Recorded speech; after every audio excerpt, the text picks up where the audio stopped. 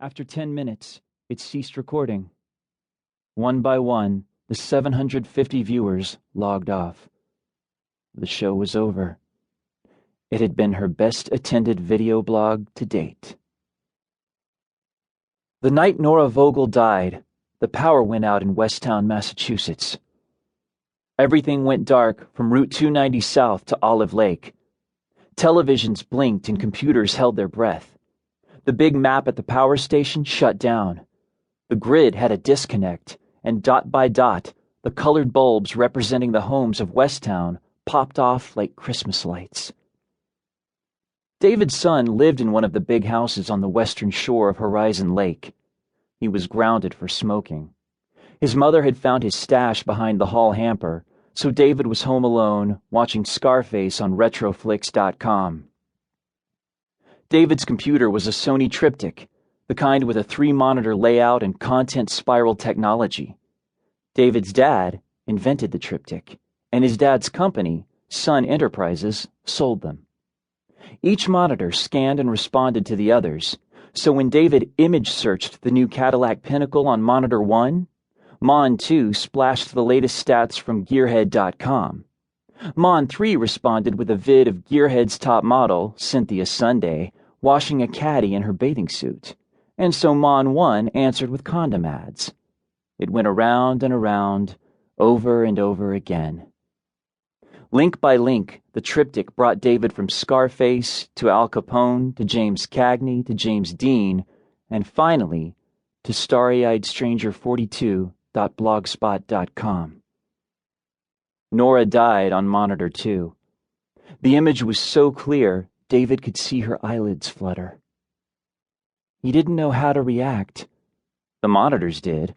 Mon 1 flashed a web page of fast meds for low prices. He decided to message his friends to see if they'd seen it, to see what they thought. But just then, the power cut. The yellow desk lamp dimmed and died, and David was alone in the dark. Across the lake, Charlie Navola stood on the beach and stared at the yellow glare of David's son's house on the opposite shore. Charlie cradled a suede jacket in his arms. The vintage leather smelled vaguely of soy sauce and the fruity perfume of a person he sincerely hoped he'd never see again. He didn't know about Nora Vogel's suicide. He didn't even own a computer. He just wanted to be alone. And as he watched, the houses along the West Bank went dark. A power outage. Charlie saw something prophetic in that. His house was off the grid. The generator continued to hum, and he identified with the lonely porch light burning away over his shoulder, self-sufficient. Then there was a pop. The generator gasped, the porch light flicked off, and the yard went dark. He stood in the gloom until his eyes adjusted, and he could see the blue stars. They were winking. 1. Charlie and David. Even before Nora and the power died, Charlie's and David's lives were mixed up together like pigments on a palette. Charlie and David lived on two sides of the same lake, Horizon Lake, which wasn't a real lake but a man-made reservoir. Horizon Lake was 3 miles long and 1 mile wide and marked the center of Westtown. There were mansions along the west bank, trees along the east. The biggest mansion belonged to the Sons.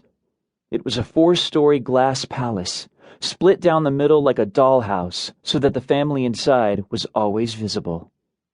At night, the Sun House, true to its name, blotted out the stars, tossing its white shadow across the water.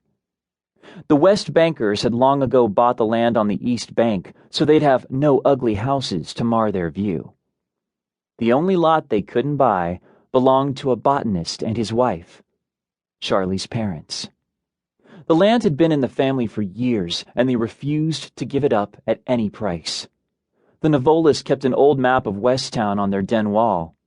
Charlie had once calculated that if he folded the map in half, Egg Lake in the south and Olive Lake in the north would lie one on top of the other, and he liked the natural symmetry.